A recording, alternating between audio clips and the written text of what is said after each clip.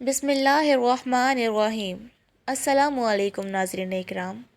آج ہم بات کرنے جا رہے ہیں ایک ایسے غلام کی کہ جس نے نبی پاک صلی اللہ علیہ وآلہ وسلم کو نہ صرف پہچانا بلکہ دین حق کو بھی قبول کیا۔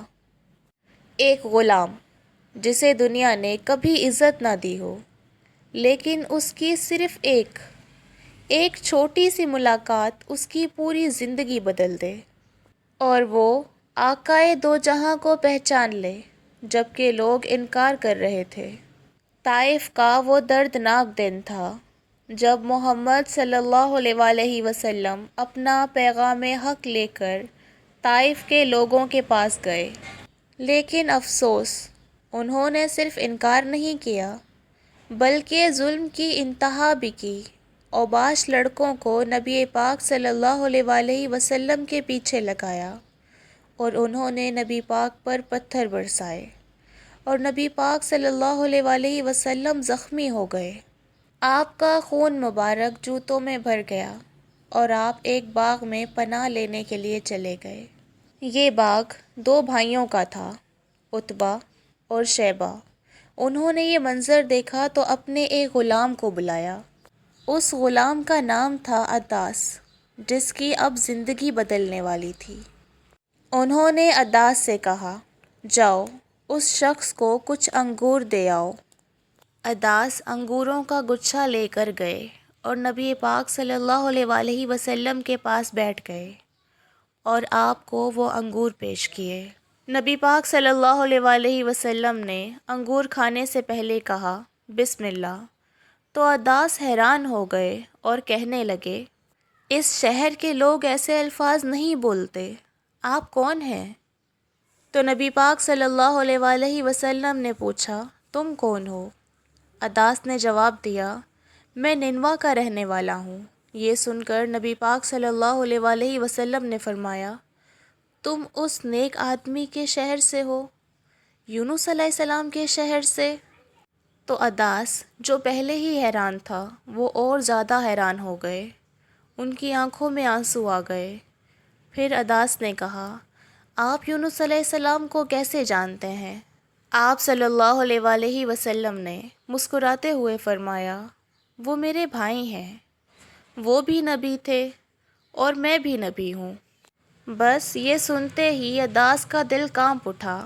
انہوں نے فوراً نبی پاک صلی اللہ علیہ وآلہ وسلم کے ہاتھ چوم لیے اور ایمان لے آئے۔ ایک غلام جسے دنیا نے کبھی نہیں سمجھا، اس نے حق اور سچ کو پہچان لیا جبکہ طائف کے بڑے بڑے لوگ انکار کر گئے۔ قسمت تو دیکھو اس غلام کی کہ جہاں طائف کے بڑے بڑے سرداروں نے انکار کر دیا، وہاں میرے اللہ نے ایک غلام کو چن لیا کہ جس نے نبی پاک صلی اللہ علیہ وآلہ وسلم سے بیعت کیا اور ان کے صحابی بنے۔ کبھی کبھی ہدایت ان لوگوں کو ملتی ہے جن کے دل صاف ہوتے ہیں، نہ کہ انہیں جو اپنے آپ کو بہت بڑا سمجھتے ہیں۔ قسمت والا ایک غلام عداس کہ جس نے صرف ایک ملاقات سے سچ پہچان لیا اور اپنی پوری زندگی بدل لی۔ میں آپ کے سامنے حضرت عداس رضی اللہ تعالی عنہ کا ایک چھوٹا سا واقعہ پیش کرتی ہوں۔